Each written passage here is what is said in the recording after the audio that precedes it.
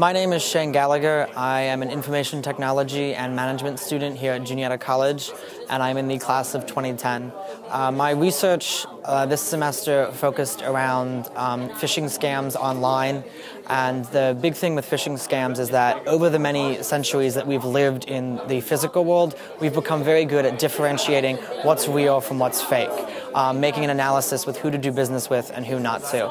And now we need to start to develop these skills in the digital world so we can differentiate between real and fake websites so that we can protect our information online and not become susceptible to scams.